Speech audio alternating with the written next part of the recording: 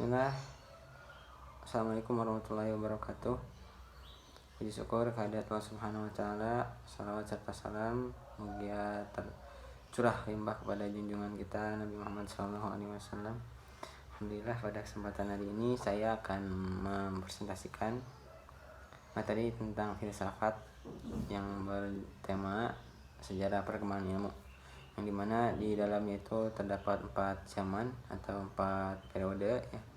Pertama itu landasan ilmu pada zaman Yunani, kemudian perkembangan ilmu dalam Islam, kemudian yang ketiga kemajuan ilmu zaman Renaissance dan modern, dan yang keempat itu kemajuan ilmu pada zaman kontemporer. Itu subtema yang akan kita bahas pada hari ini. Nah, pertama berbicara tentang kelahiran dan perkembangan filsafat. Pada awal kelahirannya tidak dapat dipisahkan dengan perkembangan ilmu pengetahuan ya, yang munculnya pada masa peradaban kuno atau masa Yunani. Dalam sejarah filsafat ini biasanya filsafat Yunani dimajukan sebagai pangkal sejarah filsafat Barat, karena dunia Barat atau Eropa Barat dalam alam pikirannya berpangkal kepada pemikiran Yunani.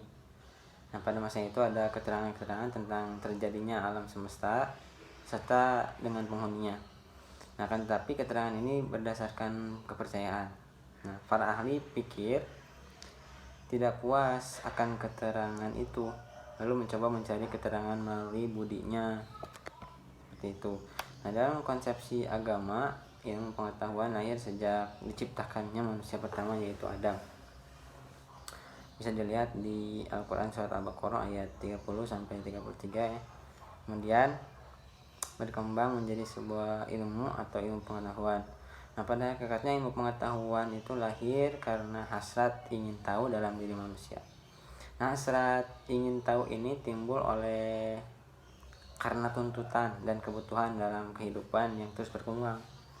Secara teoritis, perkembangan ilmu pengetahuan selalu mengacu kepada peradaban Yunani ya. Nah, hal ini didukung oleh beberapa faktor, diantaranya adalah pertama metodologi bahasa Yunani, kemudian kesusastraan Yunani, dan pengaruh ilmu pengetahuan pada waktu itu yang sudah sampai di Timur Kuno. Terjadinya perkembangan ilmu pengetahuan ini di setiap periode dikarenakan pola pikir manusia yang mengalami perubahan dari mitos-mitos menjadi lebih rasional. Nah, manusia menjadi lebih proaktif, kreatif, menjadikan alam sebagai objek penelitian dan pengkajian. Oleh karena itu, dalam makalah yang singkat ini, dalam presentasi kali ini saya akan menjelaskan tentang perkembangan ilmu pengetahuan tersebut ya. Tentang pembahasan, para ahli sejarah banyak pendapat yang beragam dalam mendefinisikan sejarah, namun dapat penulis simpulkan bahwa pada intinya sejarah adalah kesinambungan atau rentetan sesuatu peristiwa atau kejadian antara masa lampau, masa sekarang, dan masa depan. Hal ini dapat diketahui dari segi kronologis dan geografis yang bisa dilihat dengan kurun waktu di mana sejarah itu bisa terjadi. Nah, dalam setiap periode sejarah perkembangan ilmu pengetahuan memiliki ciri khas atau karakteristik tertentu pada setiap periodenya. Tapi dalam pembagian periodisasi perkembangan ilmu pengetahuan ada perbedaan dalam berbagai literatur yang ada. Nah, maka dari itu, untuk memahami sejarah perkembangan ilmu pengetahuan secara mudah, di sini telah dilakukan klasifikasi atau pembagian secara garis besar ya. Dan berikut adalah uraian singkat dari masing-masing periode atau sejarah perkembangan ilmu pengetahuan di masa ke masa. Nah, kalau pengetahuan lahir sejak manusia pertama diciptakan, maka perkembangannya itu sejak zaman purba. Dalam bukunya Bakhtiar ya, membagi periodisasi sejarah perkembangan ilmu pengetahuan menjadi 4 periode seperti yang telah disebutkan di awal tadi. Pertama pada zaman Yunani kuno, yang kedua pada zaman Islam, yang ketiga pada zaman Renaissance dan modern, dan yang keempat pada zaman kontemporer. Itu. Langsung saja kita masuk ke landasan ilmu pada zaman Yunani ya. Nah, Yunani itu adalah tempat bersejarah di mana sebuah bangsa memiliki peradaban.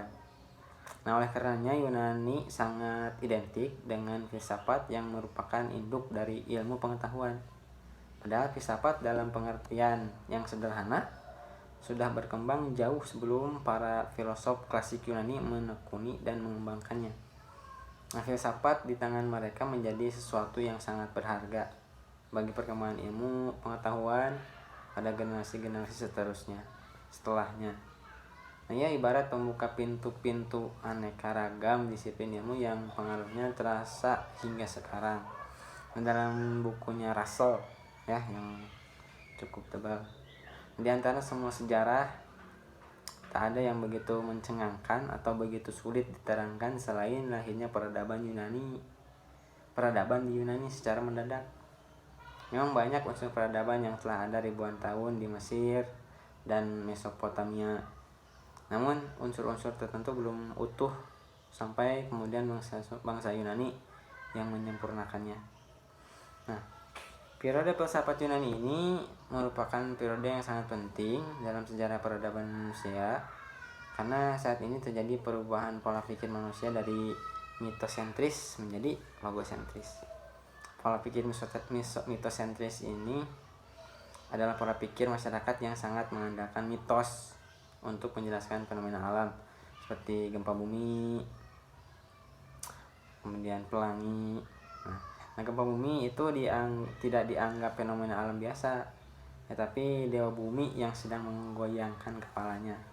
Namun ketika filsafat diperkenalkan, fenomena alam tersebut tidak lagi dianggap sebagai aktivitas dewa, tetapi aktivitas alam yang terjadi secara kausalitas. Nah, perubahan pola pikir tersebut kelihatannya sederhana, tetapi implikasinya tidak sesederhana yang dibayangkan itu, karena selama ini alam ditakuti dan dijauhi, kemudian didekati bahkan dieksploitasi. Nah, manusia yang dulunya pasif dalam menghadapi fenomena alam menjadi lebih proaktif dan kreatif, sehingga alam dijadikan objek penelitian dan lebih lebih proaktif. Dan ada proses inilah kemudian ilmu berkembang dari rahim filsafat yang akhirnya kita menikmati dalam bentuk teknologi. Ciri-ciri pada zaman Yunani ini, pertama, setiap orang memiliki kebebasan mengungkapkan ide. Kemudian yang kedua, masyarakat tidak lagi mempercayai mitos-mitos. Ketiga, masyarakat tidak menerima pengalaman yang didasarkan pada sikap menerima begitu saja, tapi pada sikap menyelidiki secara kritis. Nah, pada zaman ini juga bermunculan ilmuwan-ilmuwan terkemuka, diantaranya pertama itu Thales ya. Thales itu filsuf pertama sebelum masa Socrates, yang dimana menurutnya zat utama yang menjadi dasar segala materi adalah air.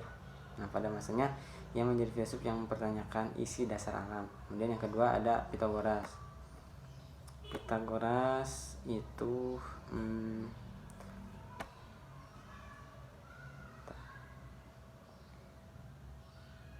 Pythagoras itu lahir di Samos, kemudian di daerah Ioni ya, tetapi kemudian berada di Kroton, Italia Selatan. Ia itu merupakan seorang matematikawan dan filsuf Yunani yang paling dikenal melalui teorinya, seperti yang kita kenal ya, teori Pythagoras, yang dia yang menemukannya. Kemudian yang ketiga ada Socrates, yang keempat ada Plato, yang kelima ada Aristoteles ya, dimana itu saling berkesinambungan, dimana Plato itu adalah murid Socrates dan Aristoteles adalah murid Plato, seperti itu kurang lebih daripada pada zaman Yunani ya. Nah, sebelum masuk ke periode Islam, ada yang menyebut sebagai periode pertengahan. Zaman ini masih berhubungan dengan zaman sebelumnya, karena awal mula zaman ini pada abad ke-6 sampai sekitar abad 14. Zaman ini disebut dengan zaman kegelapan atau The Dark Age. Nah, zaman ini ditandai dengan tampilnya para teolog di lapangan pengetahuan, sehingga para ilmuwan yang ada pada zaman ini hampir semua adalah para teolog. Pula dengan aktivitas yang mereka lakukan harus berdasar atau mendukung kepada agama. Sejak awal kelahirannya, nah kita langsung masuk ke perkembangan ilmu pada zaman Islam ya. Sejak awal kelahirannya, Islam memberikan yang sangat besar pada ilmu. Kedatangan Nabi Muhammad SAW bersama Islam memberikan cahaya pada masyarakat yang hidup di zaman jahiliyah yang penuh dengan keterbelakangan, memasuki masyarakat yang lebih berilmu dan beradab. Apabila ditelusuri, maka ilmu berkembang seiring dengan munculnya Islam itu sendiri. Hal ini dibuktikan berdasarkan wahyu Allah Subhanahu wa taala. Yang pertama, yang disampaikan lewat malaikat Jibril kepada Nabi Muhammad SAW yang memerintahkan beliau untuk membaca. Bacalah surat Al-A'laq ya. Bacalah dengan menyebut nama Tuhanmu yang menciptakan. Bacalah atau dalam bahasa Al-Quran disebut dengan Iqra, yang diucapkan berkali-kali oleh malaikat Jibril sampai Nabi Muhammad SAW dapat menyampaikan tersebut. Dapat ditafsirkan dalam beberapa penafsiran seperti menyampaikan, menelaah, meneladani, meneliti, mengetahui ciri sesuatu, dan membaca teks baik yang tersurat maupun tafsiran. Nah, Islam merupakan agama yang sangat menghargai ilmu pengetahuannya. Hal ini karena dalam Islam sendiri kecintaan terhadap ilmu pengetahuan ditegaskan dalam Al-Quran, sebagaimana surat Al-A'laq dengan diawali kata perintah Iqra, bacalah. Nah, ini merupakan ayat pertama yang diwahyukan kepada Nabi Muhammad SAW. Terlihat jelas bahwasanya gairah intelektual di dunia Islam ini berkembang pada saat Eropa dan Barat mengalami titik kegelapan. Sebagaimana dikatakan oleh Joseph dalam buku Magnum Opusnya yang menyatakan adanya great gap dalam sejarah pemikiran ekonomi selama 500 tahun, yaitu masa yang dikenal sebagai Dark Ages, masa kegelapan Barat. Itu sebenarnya merupakan masa kegemilangan umat Islam, suatu hal yang berusaha disembunyikan oleh Barat karena pemikiran ekonomi Muslim pada masa inilah yang kemudian banyak dicuri oleh para ekonom Barat. Seperti itu. Nah, menurut Harun Nasution, keilmuan berkembang pada zaman Islam klasik. Nah, keilmuan ini dipengaruhi oleh persepsi tentang bagaimana tingginya kedudukan akal, seperti yang terdapat dalam Al-Quran dan hadis. Persepsi ini bertemu dengan persepsi yang sama dari Yunani melalui filsafat dan sains Yunani yang berada di kota-kota pusat peradaban Yunani di dunia Islam zaman klasik, seperti Persia, Alexandria, Mesir, Yunishapur di Irak gitu. Nah, kemudian yang dalam selain disiplin-disiplin ilmu di atas, menurut Bertrand Russell, Ibn Rus itu lebih terkenal dalam filsafat Kristen daripada filsafat Islam. Dalam filsafat Islam dia sudah berakhir, dalam filsafat Kristen dia baru lahir. Nah, pengaruhnya di Eropa sangat besar, bukan hanya terhadap para skolastik,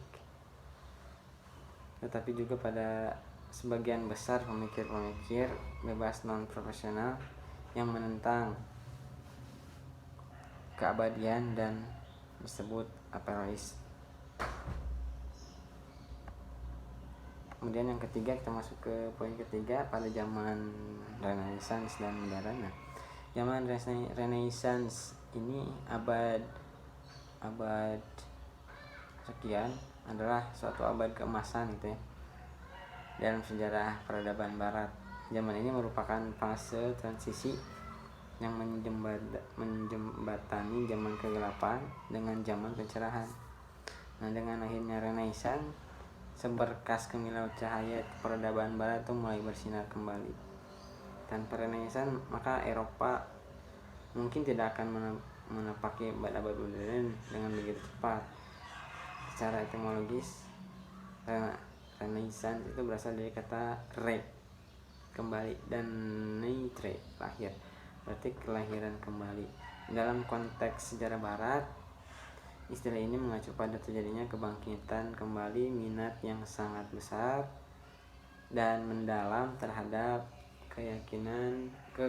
kekayaan warisan Yunani dan Romawi kuno dalam berbagai aspeknya. Manusia Renaissance begitu bersemangat mempelajari karya-karya pemikir agung Yunani kuno seperti Plato, Plotinus, dan Aristoteles. Nah, sesudah mengalami masa kebudayaan tradisional yang sepenuhnya diwarnai oleh ajaran Kristiani, kini orang mencari orientasi dan inspirasi baru sebagai alternatif bagi kebudayaan tradisional tersebut. Dan perhatian mereka diarahkan pada kebudayaan Yunani Romawi sebagai satu-satunya kebudayaan lain yang mereka kenal dengan baik.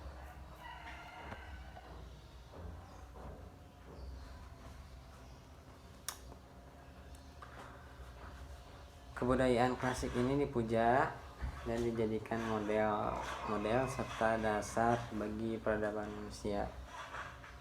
Yang pertama, karena pada masa ini manusia berhasil mencapai prestasi gemilang dalam berbagai bidang seni, filsafat, literatur, sains, politik, pendidikan agama, perdagangan, dan lain-lain. Dan yang kedua, Renaissance telah membangkitkan kembali cita-cita dalam pemikiran filsafat hidup yang kemudian menstrukturisasi standar-standar dunia modern seperti optimisme, hedonisme, naturalisme, dan individualisme. Dan yang ketiga, terjadinya kebangkitan kembali minat mendalam terhadap kekayaan warisan Yunani dan Romawi kuno. Kemudian yang keempat, terjadinya kebangkitan humanisme yang menggeser orientasi berpikir manusia yang darinya berpikir bersifat secara teosentrik menjadi antroposentris.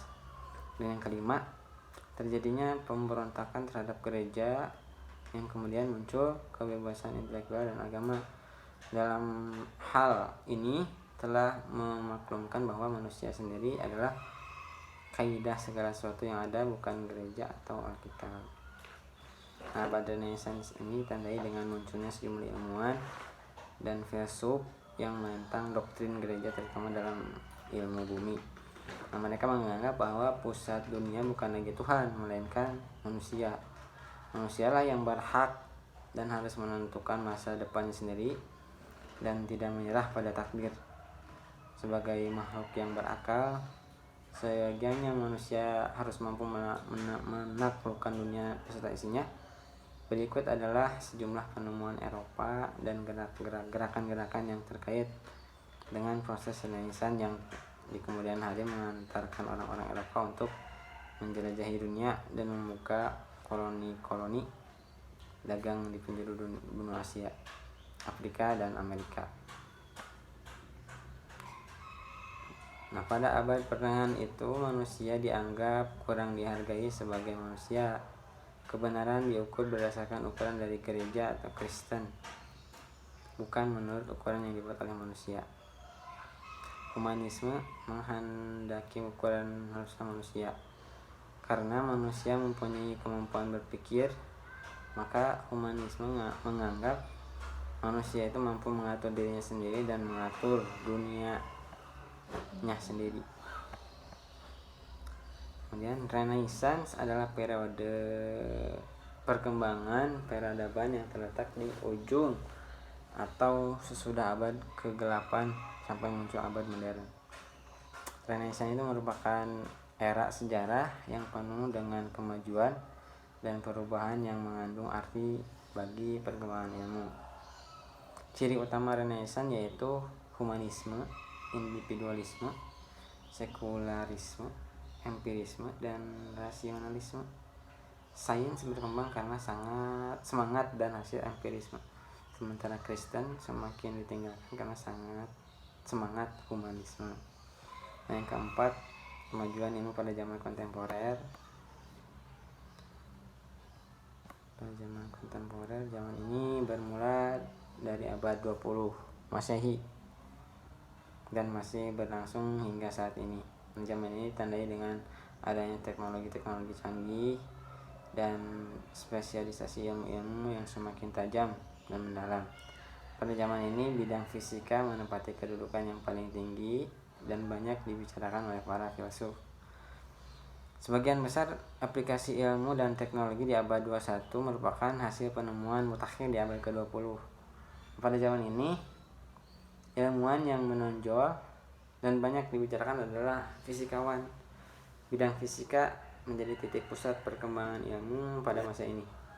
Fisikawan yang paling terkenal pada abad ke-20 adalah seperti yang kita ketahui, yaitu Albert Einstein. Ia lahir pada tanggal 14 Maret 1879 dan meninggal pada tanggal 18 April 1955 dalam umur 76 tahun. Nah, Albert Einstein adalah seorang fisikawan, ilmuwan fisika. Dia mengemukakan teori relativitas dan juga banyak menyumbang bagi perkembangan mekanika kuantum, mekanika statistik, dan kosmologi. Nah, mungkin kurang lebih seperti itu yang dapat dijelaskan pada sejarah perkembangan ilmu, pertama pada zaman Yunani, zaman Islam, zaman Renaissance dan modern, dan yang terakhir pada zaman kontemporer. Nah, cukup sekian dari saya presentasinya. Wabillahi taufiq wal hidayah, mudah-mudahan bermanfaat.